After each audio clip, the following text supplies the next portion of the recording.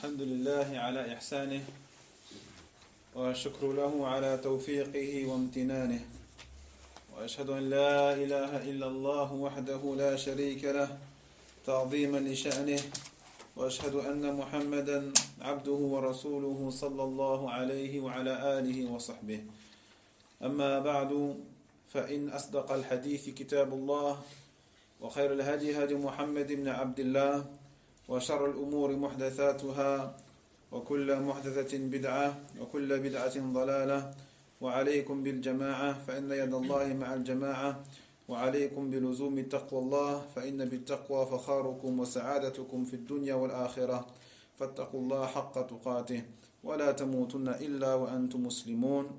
إخوتي في الله، ما زال الحديث موصولا فيما يتيسر لنا من شرح رسالة النواقض الإسلام لشيخ الإسلام محمد ابن عبد الوهاب رحمه الله تعالى بشرح فضيلة الشيخ الأستاذ الدكتور محمد بن عمر بن سالم بازمول حفظه الله جل وعلا. طيب أخي وائل، الضابط الأول ما هو؟ التكفير حق الله ورسوله حق الله ورسوله صلى الله عليه وسلم. Donc la première règle, التكفير est un droit qui n'appartient qu'à Allah et à son messager صلى الله عليه وسلم. أبا فوزان الثاني الكفر نوعان. أحسنت. نعم. عز الدين الثالث عفوا. Donc la deuxième règle, الكفر est de deux catégories, الكفر الأصغر والكفر الأكبر. عز الدين.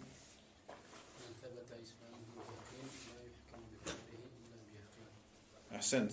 La troisième règle, celui dont l'islam a été certifié avec certitude, eh bien on ne prononce pas sur lui le jugement du kufr qu'avec certitude.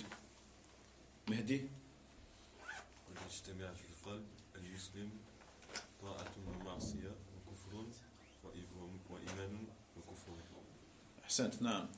La quatrième règle, c'est ça, c'est la quatrième? Non. Le fait que peuvent se réunir dans le cœur du musulman la foi et la mécréance, et également l'obéissance et la désobéissance. Abdurrahman al-Khamis. L'association et le kufr peuvent se réunir dans un même texte sans avoir le sens de faire sortir la personne de l'islam. Non. Donc la mécréance et le kufr peuvent être cités dans un texte, pas forcément dans un même texte. يعني الكلمة كفر والكلمة شرك طيب قد تأتيان في النصوص الشرعية, pas forcément dans le même texte, dans n'importe quel texte religieux. ولا يراد بهما ما يخرج من الملة أو ينقض الإسلام. D'accord? Donc le terme shirk ou le terme kufr peuvent être évoqués dans un texte religieux, mais c'est pas forcément la chose qui fait sortir l'islam de la personne. Ça y est, pas toujours en tout cas. Malik, السادس هكذا السادس نعم. C'est le takfir général et khas, individuel. Donc le takfir النوع وتكفير المعين. Takfir النوع, c'est-à-dire takfir de genre, takfir de genre, et le takfir المعين, le takfir ciblé sur une personne ciblée. إذن يفرق بينهما. D'accord, on doit faire la différence entre le takfir de genre et le takfir sur une personne en particulier ciblée. Mohamed السابع.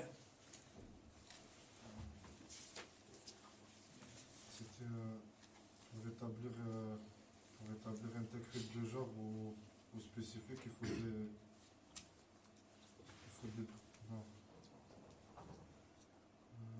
des preuves ou une certitude, je vous pose. C'est pas clair, Mohamed. Hadi. معليش vas-y. Il faut absolument Il faut absolument avoir des preuves pour juger une personne spécifique mécréante. C'est pas clair.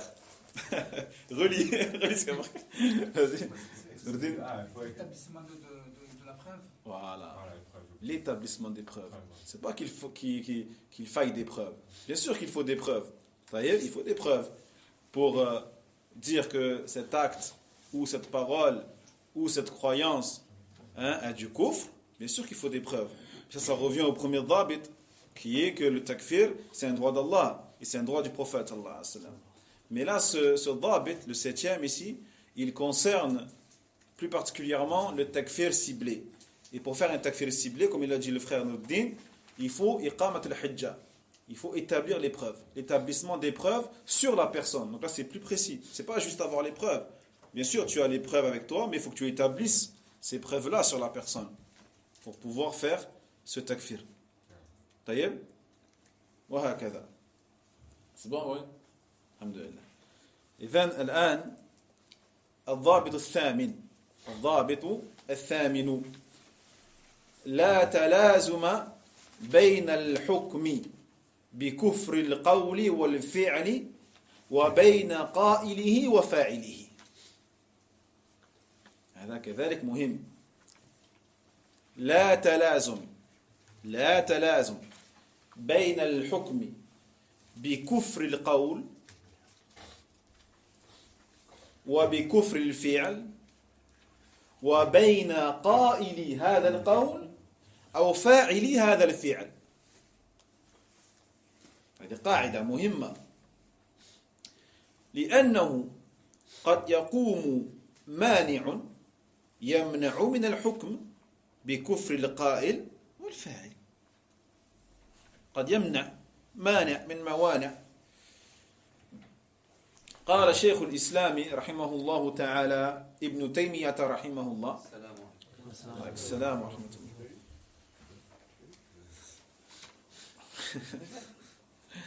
ولم يكفر أحمد أي الإمام أحمد أعيان الجهمية. سبحان الله. لم يكفر أحمد أعيان الجهمية ولا كل من قال إنه جهمي يعني كفر، ولا كل من قال إنه جهمي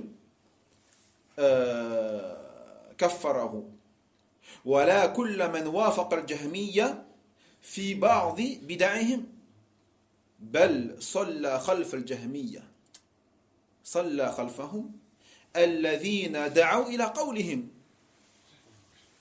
وامتحنوا الناس. دعوا إلى قولهم، امتحنوا الناس، وعاقبوا من لم يوافقهم بالعقوبات الغليظة كما فعلوا مع الإمام أحمد رحمه الله تعالى. لم يكفرهم أحمد وأمثاله، بل كان يعتقد إيمانهم وإمامتهم ويدعو لهم ويرى الائتمام بهم في الصلوات خلفهم والحج والغزو معهم والمنع من الخروج عليهم. الله أكبر. ما يراه لأمثالهم من الأئمة، يعني يرى هذا كذلك لأمثالهم من الجهمية من الأئمة، وينكروا ما أحدثوا. نعم، ينكروا ما أحدثوا من القول الباطل، هذا لابد من الردود الذي هو كفر عظيم، وإن لم يعلموا هم أنه كفر. وكان ينكره ويجاهدهم على رده بحسب الإمكان، فيجمع بين طاعة الله ورسوله صلى الله عليه وسلم في إظهار السنة والدين وإنكار بدع الجهمية الملحدين، وبين رعاية حقوق المؤمنين من الأئمة والدين، وإن كانوا جهالا مبتدعين وظلمة فاسقين. يقول هنا في الحاشية: هذه عبرة وعبرة. عبرة وعبرة. انظر رعاك الله قال الشيخ في موقف إمام أهل السنة من الأئمة والحكام في زمانه الذين قالوا بقول الجهمية الذين جحدوا أسماء الله وصفاته جل وعلا، ودعوا إلى الناس أو دعوا إليه الناس، وعاقبوا مخالفيهم أشد العقوبة وأغلظها، وأهانوا المسلمين المخالفين لهم أعظم إهانة، وقارن بما يدعو إليه بعض الناس في هذا الزمان ضد الحكام. نعم.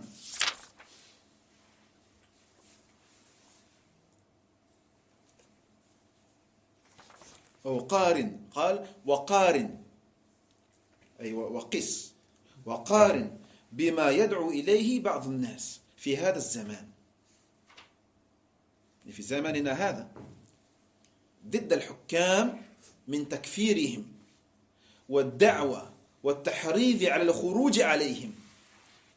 ثم قل من أشبه بالخوارج والمعتزلة هؤلاء الذين صرحوا بالتكفير ودعوا إليه وهيجوا وحرضوا على الخروج على الحكام، أم غيرهم ممن لا يقول بقولهم. Subhanallah. نعم. Donc il dit ici le cheikh Hafidhahullah Ta'ala, donc la talazuma, la 8e règle, c'est qu'il n'y a pas d'inséparabilité. Il n'y a pas d'inséparabilité entre le jugement de la mécréance d'une parole ou de la mécréance d'un acte et entre la personne qui a dit cette parole-là et celle qui a fait cet acte-là. Il n'y a pas d'inséparabilité. Talazum. D'accord ? C'est-à-dire que celui qui a fait un acte de kufr, le kufr, l'acte en lui-même, c'est du kufr. Mais celui qui l'a fait, on ne prononcera pas forcément le jugement sur lui. On dira que son acte est du kufr. On dira que sa parole est du kufr. Mais lui, cela va demander d'autres choses pour pouvoir émettre ce jugement. Car il dit, car il se peut qu'il y ait un mani', un obstacle, un empêchement, parmi les empêchements, qui va justement empêcher d'émettre la sentence sur celui qui a dit ou sur celui qui a fait. Il dit, pour illustrer cette règle, Cheikh l'Islam Ibn Taymiyyah rahimahullah, l'imam Ahmed n'a pas rendu mécréants les individus parmi les Jahmiyya. C'est-à-dire les personnes particulières, individuelles, l'imam Ahmed rahimahullah ta'ala ne les a pas rendus mécréants. Naam. Même celui qui dit moi je suis un Jahmi, il ne l'a pas rendu mécréant. Ou ceux qui sont d'accord avec les Jahmiyya, il ne les a pas non plus rendus mécréants.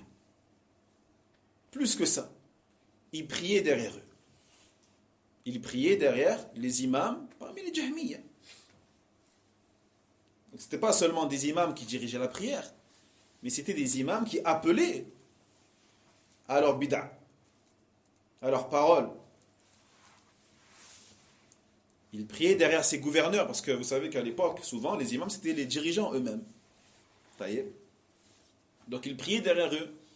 Pourtant, c'était des dirigeants qui éprouvaient les musulmans dans leur bid'a, qui les testaient et qui pouvaient leur faire du mal si jamais tu n'es pas d'accord avec leur croyance. Et cela arrivait qu'ils punissaient, ou qu'ils torturaient, ou qu'ils emprisonnaient ceux qui n'étaient pas d'accord avec leur doctrine. Allah al-Musta'an. Par des punitions très dures, comme l'a été lui-même, l'imam Ahmed, rahimahullah ta'ala, il a été torturé lui-même, emprisonné. Mais malgré ça, il ne les a pas rendus kuffar. Ni eux, ni leurs semblables. Ou plutôt, ni lui, ni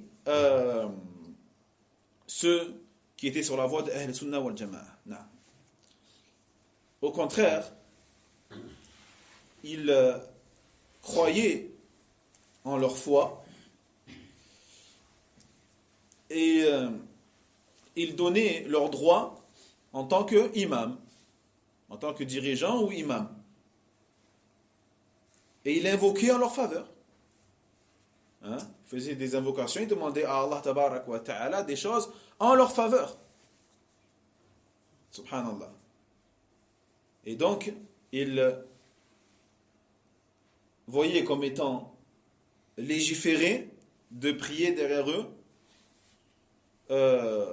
pour les prières, les 5 prières. Yani. Ou également de faire le pèlerinage avec eux, de faire des sorties militaires avec eux. Et il interdisait, bien sûr, le fait de sortir contre eux. Le fait de sortir contre eux. Et ce qu'ils mettaient en pratique pour les dirigeants, ils les mettaient en pratique également pour les imams, yani les gens de science parmi eux. D'accord, les prédicateurs et autres. Mais bien sûr, cela ne l'empêchait pas de réfuter leurs innovations. Vous voyez? Cela ne l'empêchait pas de dire que telle ou telle parole est du kufr. Le fait de renier les noms d'Allah, tous les noms d'Allah tabarak wa ta'ala et tous les attributs d'Allah subhanahu wa ta'ala, c'est du kufr. Vous voyez? Et donc, il réfutait ces choses-là, il luttait contre elles, en fonction, bien sûr, de ses capacités. Si, bien sûr, il le laissait faire. Vous voyez? Et donc, en cela, il a réuni entre l'obéissance à Allah tabaraka wa ta'ala et à son messager sallallahu alayhi wa sallam, en exposant la sunna, en exposant la religion, na'am, et en réfutant les innovations de l'Jahmiyya, al-Mulhidin, et entre le fait de préserver les droits des croyants parmi les imams, na'am, et les dirigeants, yani, et les prédicateurs et autres. Même si ce sont des innovateurs, ignorants, ou des injustes pervers. Subhanallah. Et ici, dans la marge en bas, il dit le cheikh, Hadi ibra wa abra. Ibra, pour nous, c'est une leçon, c'est un enseignement, alhamdulillah. Ou abra, yani, c'est une larme. L'abra, c'est une larme. C'est-à-dire que cela doit nous rendre tristes également par rapport à ce qu'on vit à notre époque. Si on compare yani, le comportement de l'imam Ahmed rahimahullah ta'ala avec des gens comme al-Jahmiyya et le comportement que ont aujourd'hui Ahl Sunnah ou ceux qui se disent d'Ahl Sunnah ou ceux qui se disent Salafi, comment ils se comportent avec yani, les musulmans en général. Il dit ici, regarde, ra'akallah, la position qu'avait l'imam Ahmed rahimahullah ta'ala, l'imam d'Ahl Sunnah wal Jama'a, vis-à-vis des imams, des dirigeants à son époque, qui donc avaient la croyance des Al-Jahmiyya, qui appelaient à ça, et qui appelaient les gens à ça, et comme on a dit, et qui punissaient les gens qui n'étaient pas d'accord avec eux, subhanallah. Hein? Alors qu'aujourd'hui, personne ne nous oblige à suivre la voie des Téblir ou la voie des Ikhwan ou quoi que ce soit. Taïeb, à l'époque, ils se faisaient frapper, les gens. Ils se faisaient frapper, ils allaient en prison, des choses comme ça.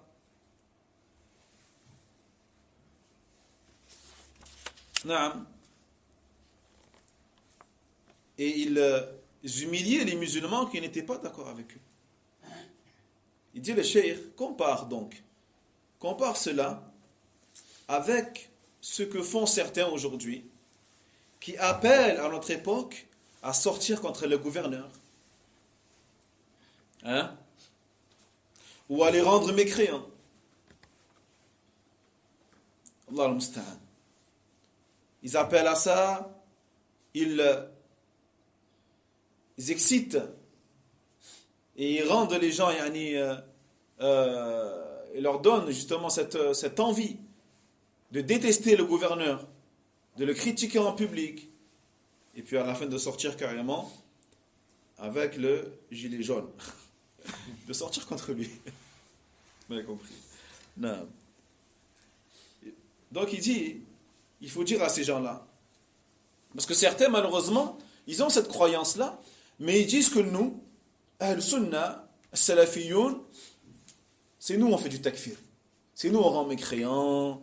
On dit que celui qui ne fait pas la prière c'est un kafir. On dit que c'est un kafir. On rend mécréant. Celui qui fait de la sorcellerie c'est un kafir. Vous savez? En fait, ils disent que nous, c'est nous les takfiriyoun.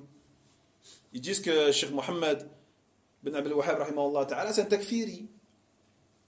Il y a autre chose que cela parmi les paroles. Alors qu'en vérité c'est eux. C'est eux qui sont plus proches du takfir que nous.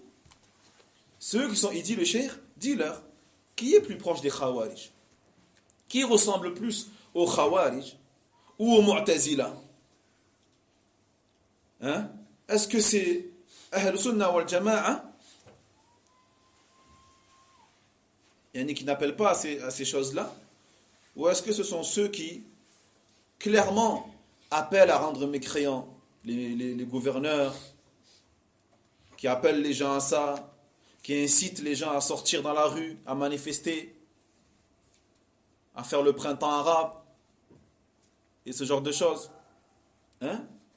Qui sont les plus proches de Al-Khawarij ici? C'est eux, il n'y a pas de doute. Surtout quand on voit la position et le comportement qu'avait l'imam Ahmed, rahimahullah ta'ala, et les ulama de la Sunna. Non.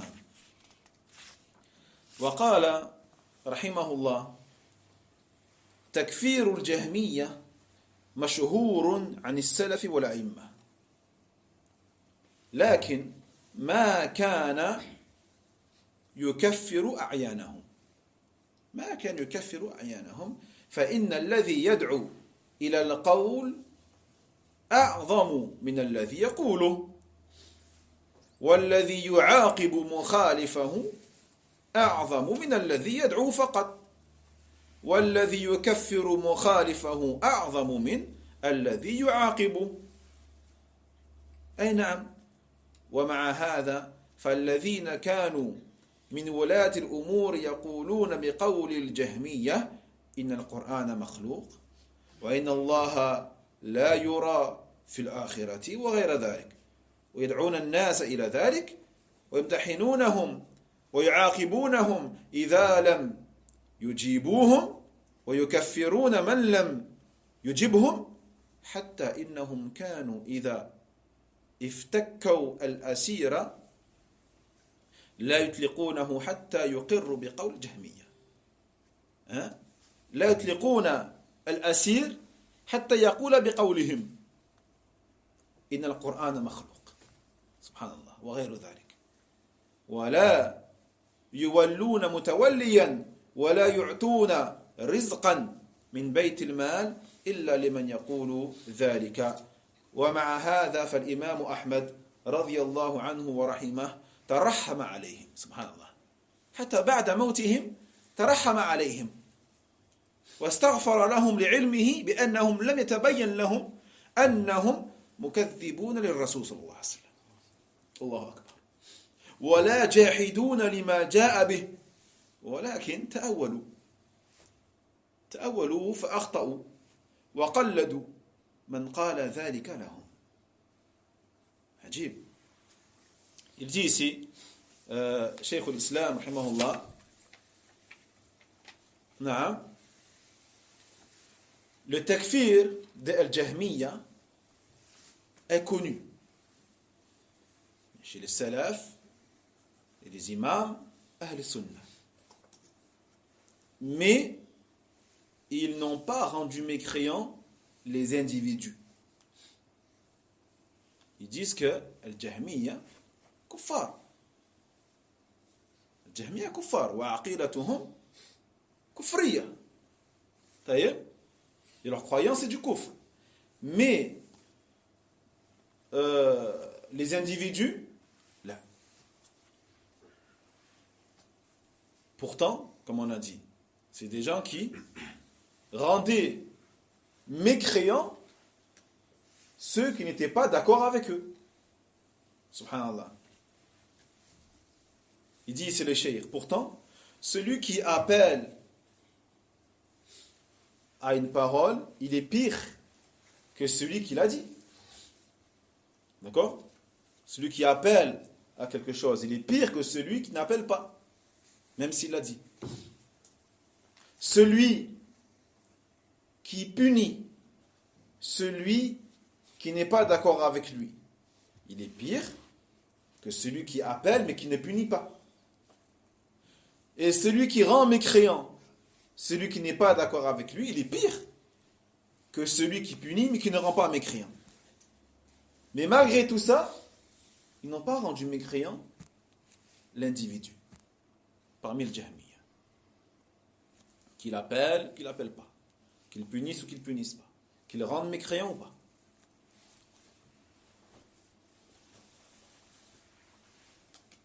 Parmi les gouverneurs Jahmiya, qui disaient par exemple que le Coran, il est créé. Qui disaient que le Coran est une créature. Et qui disaient qu'Allah tabaraka wa ta'ala ne sera pas visible dans l'au-delà. Et autre que cela parmi leurs égarements et leurs innovations. Et qui appellent les gens à ça. Et qui éprouvent les gens à travers ça. Et qui punissent les gens. Et qui punissent ceux qui ne sont pas d'accord avec eux. Ou qui rendent mécréants ceux qui ne sont pas jahmi comme eux. Jusqu'à ce que le prisonnier, il dit, c'est les cheikh, le prisonnier, même s'il a purgé sa peine, il ne le libère pas tant qu'il n'a pas approuvé leur croyance. Hein? Imagine-toi. Il a purgé sa peine et on te dit, tu ne sors pas de là tant que tu ne dis pas que le Coran est une créature. Ça allait jusque-là. Ça allait jusque-là. Imagine-toi, mon frère. On n'a pas... Alhamdulillah, nous, alhamdulillah, Allah nous a préservés. On est éprouvé, alhamdulillah, on est éprouvé bien sûr, mais regardez, subhanallah, quand on regarde ce qu'ils vivaient, on se rend compte qu'on est loin. On est loin. Hein? C'est le Club Med. Mais on ne demande pas à être éprouvé. C'est juste un constat, c'est tout. C'est un constat, alhamdulillah. Et ça permet aussi de, justement, se remotiver, et d'être constant et patienter encore plus.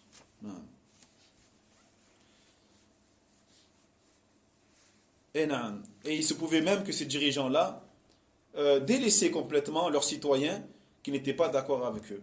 Donc il se pouvait qu'ils ne leur donnaient plus ni de l'argent. Ils en donnaient peut-être à tout le monde, sauf à ceux qui n'étaient pas d'accord avec eux. Ce genre de choses. Hein? C'est peu qu'ils donnaient des maisons, des choses comme ça, alors que Ahl Sunnah wal Jama'a, ils n'avaient rien. D'accord? Imaginez-vous. Et malgré ça, l'imam Ahmad, rahimahullah ta'ala, wa radiyallahu an, lorsque ces gens-là mouraient, eh bien, ils demandaient à Allah tabaraka wa ta'ala ar-rahma pour eux. Subhanallah. Ils faisaient dua, ils disaient rahimahumullah. Rahimahullah. Et ils demandaient pardon pour eux. Parce qu'il savait au fond de lui, il était sûr de lui que qu'il n'était pas conscient de ce qu'il faisait. Que ces gens-là n'étaient pas conscients que à cause de leur croyance, ils étaient en train de démentir le messager sallallahu alayhi wa sallam. Ils n'avaient pas conscience de ça. Ils n'avaient pas conscience qu'en faisant ça, ils allaient à l'encontre et ils s'opposaient au prophète sallallahu alayhi wa sallam. Mais au contraire, ils n'ont fait que un ta'wil. Ils ont interprété des textes. Ils les ont interprétés et ils sont trompés. Ils ont interprété et ils se sont trompés. Ou alors ils ont tout simplement imité. Ils ont imité, ceux ou leurs imams qui leur ont inculqué ce genre de croyance. Non. Alors aujourd'hui, une personne qui fait du kufr ou quoi, on ne dit pas de lui qui c'est kufr ou... C'est le sujet même, frère. C'est le sujet. On parle des musulmans là. On parle des musulmans. On ne parle pas des kuffars, on parle des musulmans.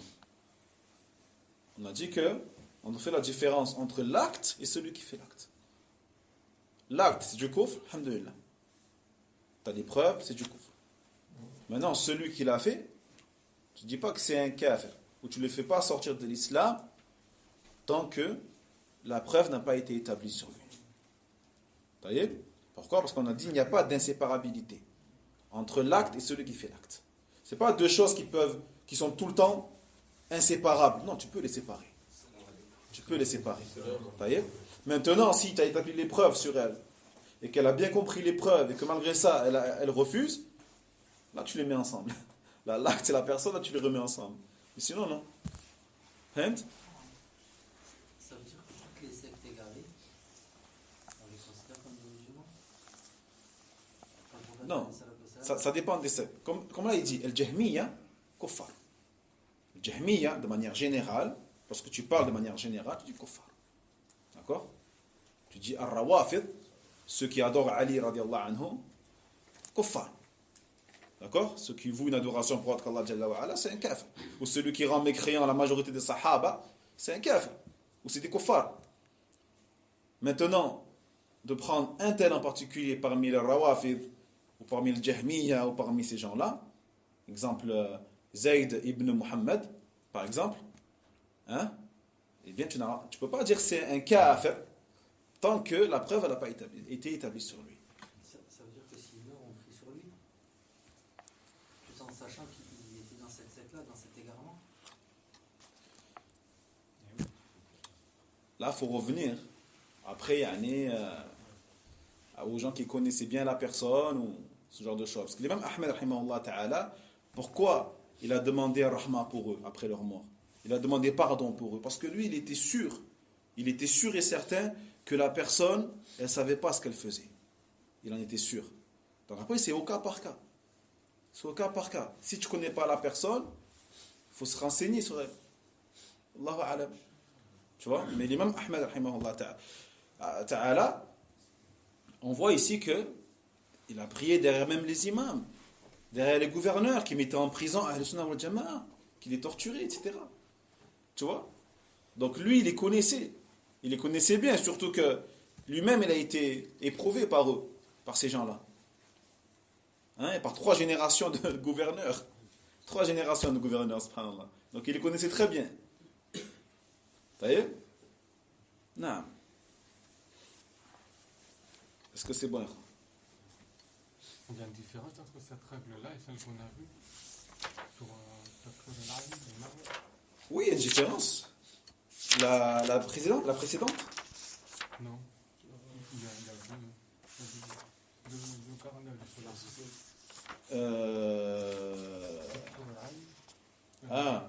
يفرق بين تكفير المعين وتكفير النوع. نعم.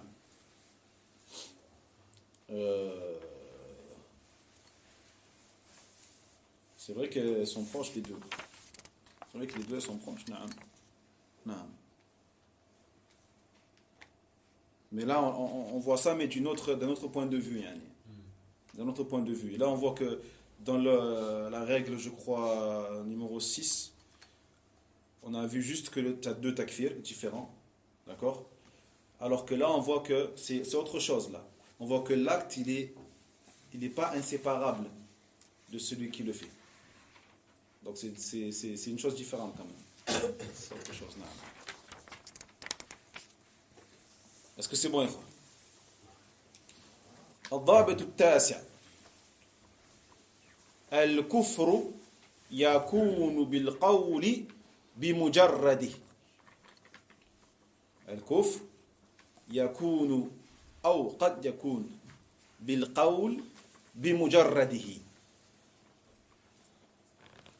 هذا واضح كذلك.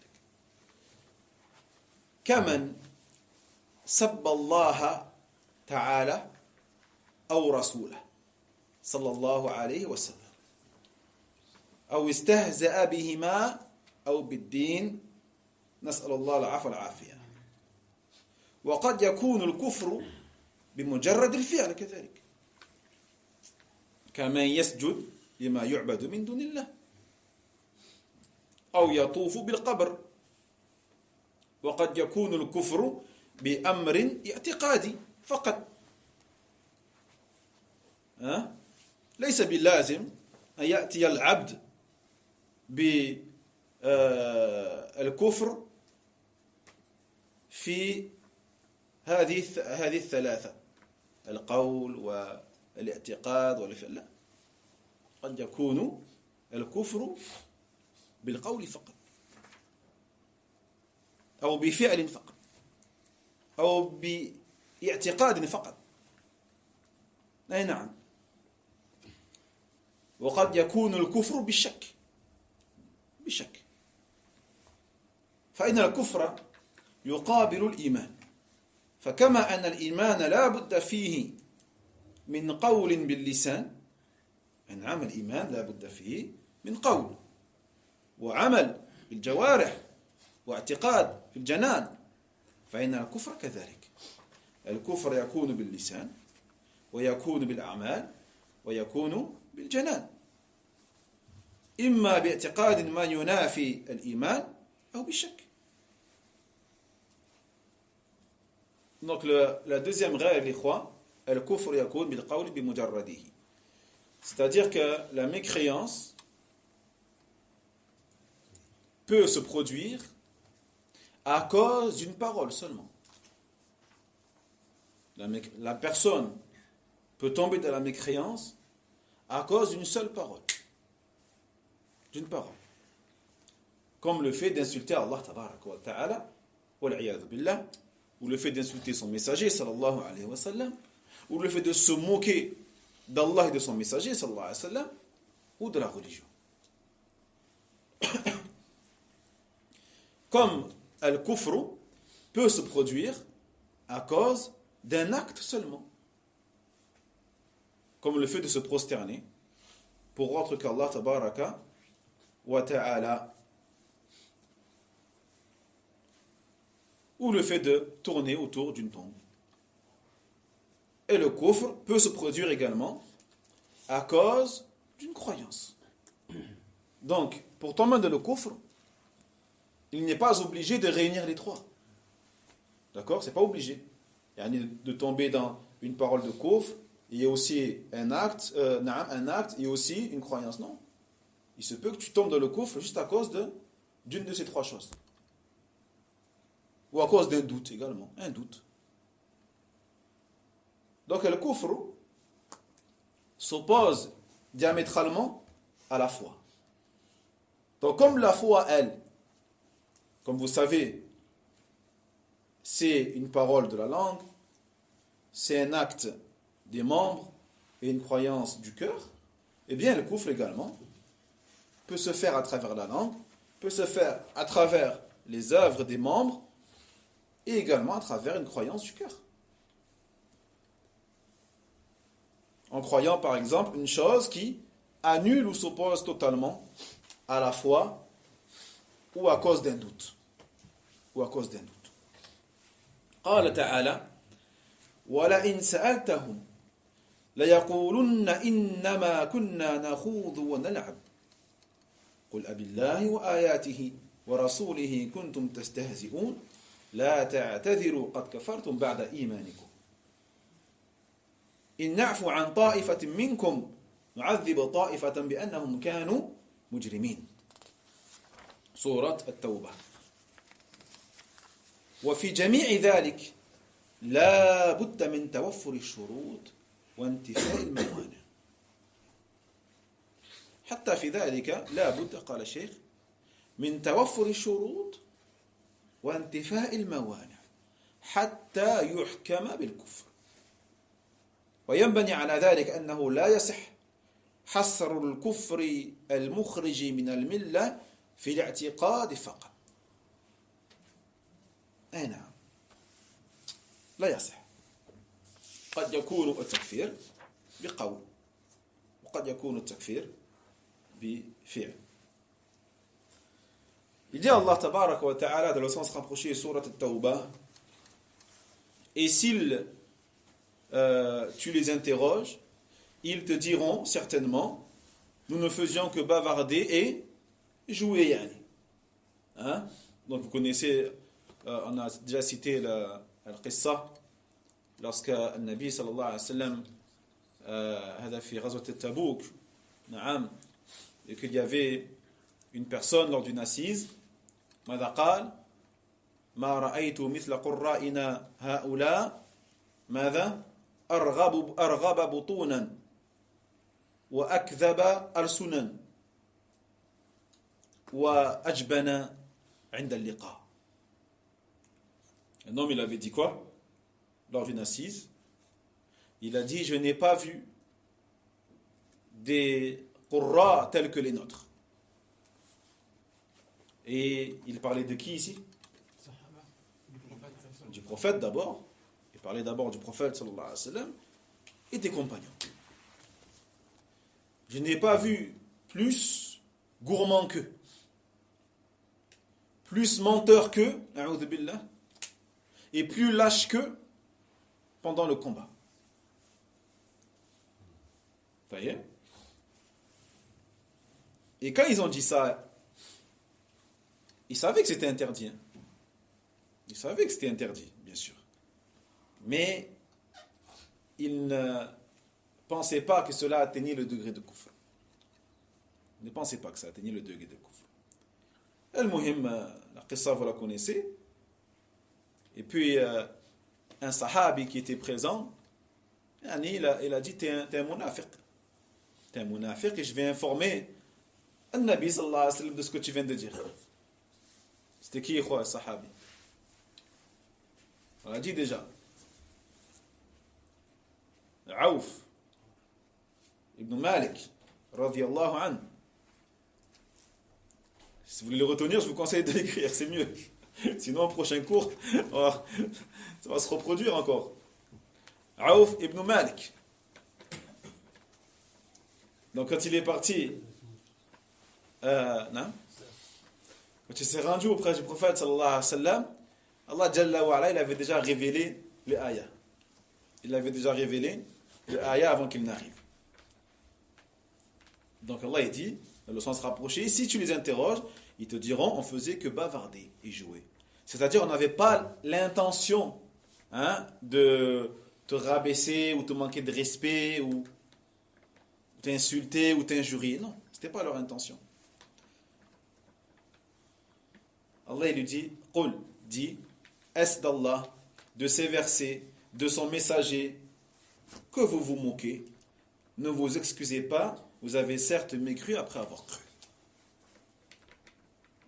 Et si on pardonne à un groupe parmi vous, on châtiera un autre pour avoir été des criminels. Pour avoir été des criminels. Donc certains d'entre eux ont fait tawbah. Et certains et d'autres parmi eux ont gardé en eux un nifaq, l'hypocrisie. Taillé.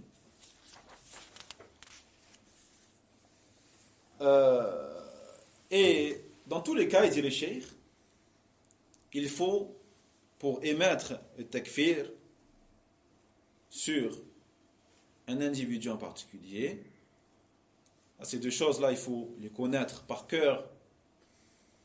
Et lorsque on vous questionne, il faut pouvoir les répondre de suite, sans hésiter. Tu dis la bud min tawaffur ash-shurut. il faut premièrement tawaffur ash-shurut. Il faut la présence de toutes les conditions.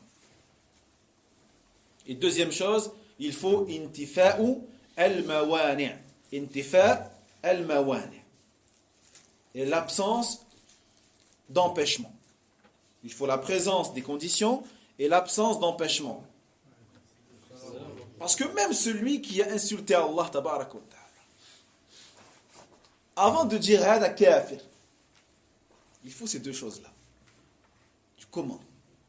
Même quelqu'un qui insulte Allah, même quelqu'un qui insulte l'islam, non, même quelqu'un qui insulte l'islam.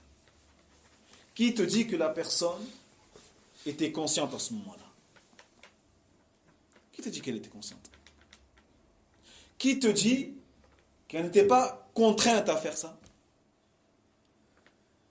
On l'a pas contraint à faire ce genre de choses. Allahu a'lam. Hein? Non, qui te dit qu'il avait sa raison à ce moment-là? C'est quelqu'un qui a sa raison, mais quand il a dit, il n'avait plus sa raison. Il peut y avoir des choses. Allahu a'lam, tu ne le sais pas, toi. Donc avant ça, il faut quand même s'assurer de ces deux choses-là. Tawaffur ash-shurut wa intifa' al-mawani'. La présence de toutes les conditions et l'absence d'empêchement. Là. Même sur le coup de l'énervement. Sur quoi? Sur l'insulte? Ouais, l'insulte. Il y a des ulama qui disent celui qui a parce que la colère, il y a plusieurs degrés. D'accord? Il y a plusieurs degrés. Il y a un degré, il y a une vraiment très grande colère qui fait que la personne ne sait plus où est le ciel et la terre. Elle est majnoun. Elle est comme majnoun. Il dit celui-là, on ne prononce pas sur lui, même le kufr on ne prononce pas sur lui. Ni le divorce, même le kufr. Ça y est? Même le divorce, bien sûr. Que dire alors du divorce? Si le kufr on ne le prononce pas, que dire alors du divorce? C'est pas du kufr le divorce. Hein? Il a dit Cheikh Lazhar en Espagne, par rapport à ceux qui disent ouais, mais celui qui le divorce il est pas prononcé parce que j'étais en colère. On a beaucoup comme ça. Quand ils regrettent, ils disent ouais, j'étais en colère. C'est l'issue de secours. Il y a Cheikh, j'étais en colère. Il dit le Cheikh, il a cité une parole de Cheikh Al-Uthaymin rahimahullah ta'ala. Il a dit il n'y a personne qui a divorcé de sa femme alors qu'il n'était pas en colère. Qui c'est qui a divorcé avec le sourire, genre? Elle n'était pas à l'air. Il rigole et tout. Tu vois? Et maintenant, c'est la porte de secours. Il y a Cheikh, j'étais en colère et tout. Et Cheikh, ah bon, ça va. Laissez passer. Tu n'es pas divorcé. Là, c'est pas n'importe quelle colère. C'est la colère qui fait que. Khlas, tu n'as plus rien. Tu n'as plus de raison, tu n'as plus rien du tout. Hein? Et pour atteindre ce degré-là, c'est chaud quand même. C'est chaud, là. Là, non. Allah. Et certains ils ont pris pour Dalil la qissa de Moussa alayhi salam lorsqu'il est revenu après avoir parlé avec Allah tabarak wa ta'ala, lorsqu'il est revenu avec ce qu'on appelle la tablette, les tablettes. Et qu'il a vu ce que les Bani Israël ils avaient fait en son absence, qu'est-ce qu'il a fait? Il a jeté les tablettes par terre. Qu'est-ce qu'il a fait? Il a jeté les tablettes par terre. Qu'est-ce qu'il y avait dessus? Il y avait Taurat. Taurat. Le fait de jeter le Coran, c'est du kufr ou pas du kufr? Tu prends le Coran, tu le jettes comme ça. Ah, c'est kufr. La parole d'Allah tabarak wa ta'ala. Les ulama disent que Moussa était tellement. Là, il était vraiment dans une colère qu'il ne pouvait plus se maîtriser, en fait. D'accord? Wallahu a'lam. Non. Taïeb. Non.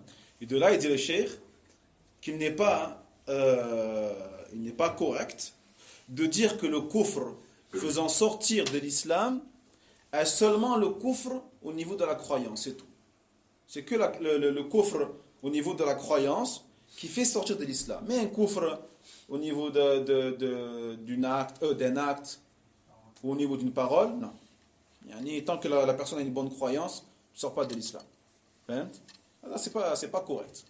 Le kufr peut se faire à travers juste un acte, ou juste une parole, ou juste une croyance. Même si ça se multiplie, si la personne, ça le fait constamment. Même. Il faut s'assurer que les conditions sont présentes et que les empêchements soient... Il n'y a pas de contradiction entre ça et le fait que la personne le fait plusieurs fois. Comme le Jahmi. Jahmi, lui, c'est pas plusieurs fois, c'est depuis qu'il est né qu'il est comme ça. Ça fait peut-être 40-50 ans qu'il est comme ça, lui. Tu vois? Mais malgré ça, de manière individuelle, il faut ce qu'on a dit. Non. C'est pas tout le temps. Ok. Khair, Inch'Allah. Non. C'est bon, les frères? Alhamdulillah. الضابط العاشر يقول أن الأصل في الحكم على الناس هو الظاهر. هذا مهم كذلك. الأصل في الحكم على الناس هو الظاهر والله يتولى السرائر. فليس لأمته من بعده صلى الله عليه وسلم إلا الحكم بحسب الظاهر وقبوله لأننا لا نعلم الغيب والرسول صلى الله عليه وسلم أمرنا بقبول الظاهر.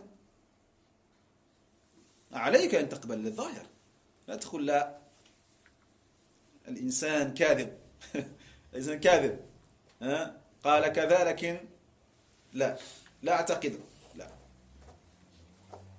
كما يدل عليه حديث أسامة بن زيد رضي الله عنه قال بعثنا رسول الله صلى الله عليه وسلم في سرية فصبحنا الحرقات من جهينة فأدركت رجلا أي من الكفار المشركين فقال هذا الرجل لا إله إلا الله فطعنته قتلته فوقع في نفسي من ذلك فذكرته للنبي صلى الله عليه وسلم فقال رسول الله صلى الله عليه وسلم أقال لا إله إلا الله وقتلته؟ أقال هذا الرجل لا إله إلا الله وقتلته؟ قال قلت يا رسول الله إنما قالها خوفا من السلاح. قال النبي صلى الله عليه وسلم أفلا شققت عن قلبه حتى تعلم أقالها أم لا؟ أشققت عن قلبه أي أشرحته كما ذكرنا في شرح العقيدة الواسطية الشرح هو الشق أفلا شققت عن قلبه حتى تعلم أقالها أي قلبه قالها أم لا هذا القلب فما زال يكررها علي حتى تمنيت أني أسلمت يومئذ. عجيب.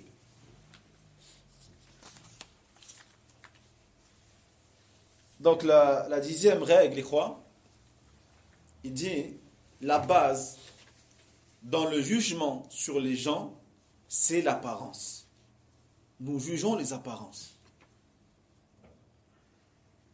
Contrairement à ce qu'ils disent les kuffars, il ne faut pas se fier aux apparences. Non. Sinon on se fie sur quoi? Si on ne se fie pas aux apparences, on va se fier sur l'invisible. On se fie sur les apparences. Et Allah Jalla wa Ala, c'est lui qui s'occupe de l'invisible. C'est lui qui s'en occupe. Nous, on ne s'en occupe pas de l'invisible. Le cœur des personnes. Est-ce qu'on va s'occuper des cœurs des gens? On ne sait pas ce qu'il y a dans le cœur des gens. Allahu A'lam. Nous, on juge l'apparence. Et quand on dit l'apparence, c'est les paroles, les actes. Hein? Il dit, donc il n'appartient pas à la Ummah de Muhammad sallallahu alayhi wa sallam après sa mort. Il ne leur appartient que de juger en fonction de l'apparence. Et de l'accepter. Et d'accepter l'apparence de ce qui est apparent, de ce qui est visible. Ils doivent l'accepter. Si la personne ment, c'est son problème. C'est son problème. Il n'y a pas de doute qu'il y a des munafiqoun. Hein? Si à l'époque de Nabi sallallahu alayhi wa sallam il y en avait, que dire alors d'aujourd'hui? Que dire alors d'aujourd'hui?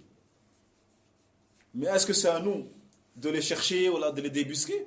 Là, c'est pas notre problème. Nous, notre souci, c'est l'apparence au niveau du jugement. Vous voyez? Et la preuve de cela, comme nous l'a ordonné le prophète sallallahu alayhi wa sallam, la preuve, le hadith de Usama ibn Zayd, radiyallahu anhu. Donc ce compagnon, il dit, le messager d'Allah sallallahu alayhi wa sallam nous a envoyés dans une sariya. Une sariya, c'est une faction militaire. D'accord? C'est une faction militaire.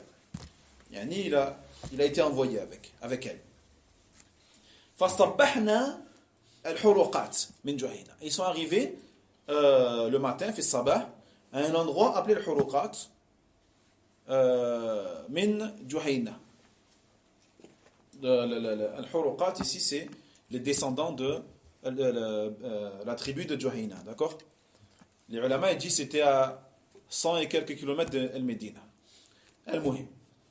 Il dit, donc pendant la bataille, il s'est trouvé en face d'un mouchrik. Le mouchrik, quand il a vu, il a dit La ilaha illallah. Il a dit La ilaha illallah. Qu'est-ce qu'il a fait, Oussama? Il l'a tué.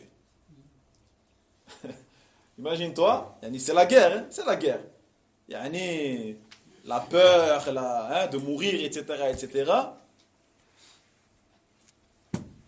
La personne dit La ilaha illallah. Qu'est-ce que tu fais? Et lui, il l'a tué. Et après, il y a quelque chose dans son cœur qui est apparu. Il s'est pas senti bien. Il savait que ce qu'il a fait, c'était pas trop ça. C'était pas trop ça. Qu'est-ce qu'il a fait? Il est parti voir le prophète sallallahu alayhi wa sallam. Il lui a raconté l'histoire. Et le prophète, il s'est mis en colère. Il lui a dit, La ilaha illallah, et tu l'as tué. Comment tu as pu tuer quelqu'un qui a dit La ilaha illallah? Subhanallah. Il a répondu quoi? Ya Rasulallah, il ne l'a dit que par peur d'être tué. Yani, il n'a pas dit par croyance. Il a dit par peur. Vous voyez? Il a dit par peur pour pas être tué. Et là, le prophète, il lui dit, est-ce que tu as ouvert son cœur pour savoir si son cœur le disait vraiment ou pas? Sa langue, elle a dit. Mais c'est vrai que son cœur, tu ne sais pas s'il a dit ou pas. Mais est-ce que c'est ton problème, ça? C'est pas ton problème. C'est pas ton problème. Donc cette phrase-là, est-ce que tu as ouvert son cœur? C'est une métaphore pour dire, est-ce que tu sais ce qu'il y avait dans son cœur pour dire ça? Pour dire qu'il avait peur ou pour... Allah alam. Qui te dit qu'il n'était pas sincère? Qui n'était pas sincère? Subhanallah. Et le prophète n'a cessé de répéter cela contre Oussama jusqu'à ce qu'il ait dit, jusqu'à ce que j'ai désiré d'embrasser l'islam que ce jour-là. Que ce jour-là. Parce que vous savez que celui qui embrasse l'islam, ses péchés sont pardonnés, antérieurs. Vous voyez, pour justement ne pas avoir ce péché-là contre lui yawm al-qiyamah. Subhanallah. Ajib.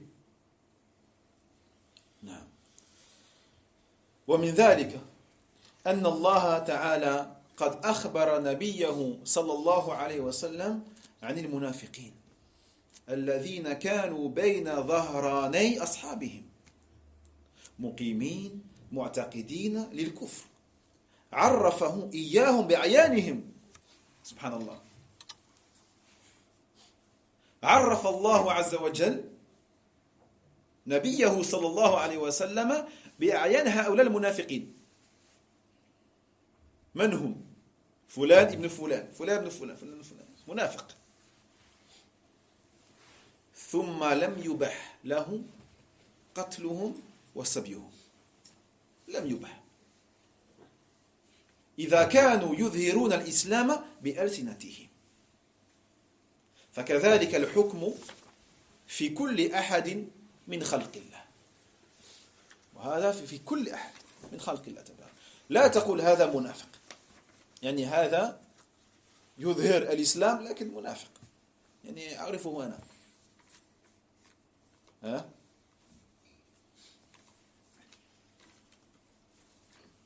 إذا تقول الحكم في أن يؤخذ بما ظهر لا بما بطن هذا هو الحكم نأخذ بما ظهر ولا بما بطن وقد روي مثل ذلك عن الأئمة ومحل هذا ما لم يكن الأمر الكفري محتملا للكفر أو للكفر وغيره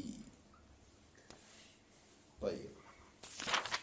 Et pour finir, Inch'Allah Ta'ala, il dit ici qu'Allah Tabarak wa Ta'ala a certes informé son messager sallallahu alayhi wa sallam de l'existence d'hypocrites qui vivaient parmi les musulmans, c'est-à-dire qui vivaient avec le prophète sallallahu alayhi wa sallam et les compagnons. Il y avait des hypocrites. Et on ne parle pas d'hypocrites au niveau des actes, mais des vrais hypocrites qui montraient l'islam et qui cachaient le kufr en eux. Subhanallah. Et Allah Jalla wa Ala a dit au prophète sallallahu alayhi wa sallam qui ils étaient. Un tel, un tel, un tel, un tel, un tel. Ils savaient qui ils étaient. Mais malgré ça, Allah Tabarak wa Ta'ala ne lui a pas permis de les tuer ou de les emprisonner. Il ne leur a pas permis cela. Tant qu'ils montrent ou tant qu'ils reconnaissent avec leur langue l'islam. Donc Allah il lui a dit هذا منافق. Mais en même temps, il ne lui a pas permis de lui faire quoi que ce soit. Tant qu'il reconnaît en apparence l'islam.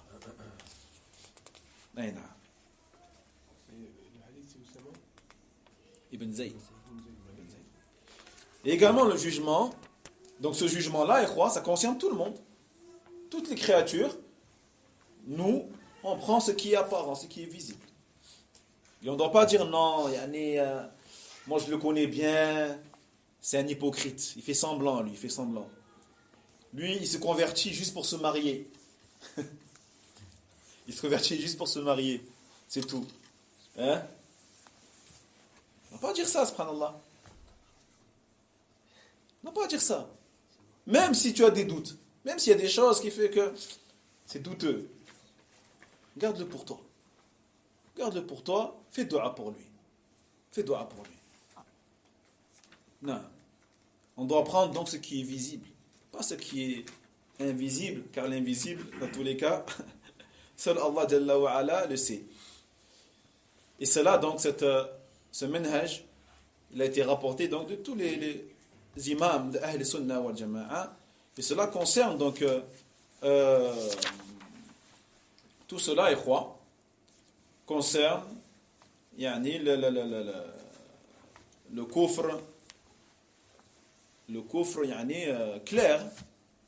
clair, pas juste un acte qui peut être du kufr, mais il se peut aussi que c'est pas du kufr. Non, ça. Là, on parle vraiment d'un acte, d'une parole, d'une croyance qui est du kufr de manière claire et sans ambiguïté.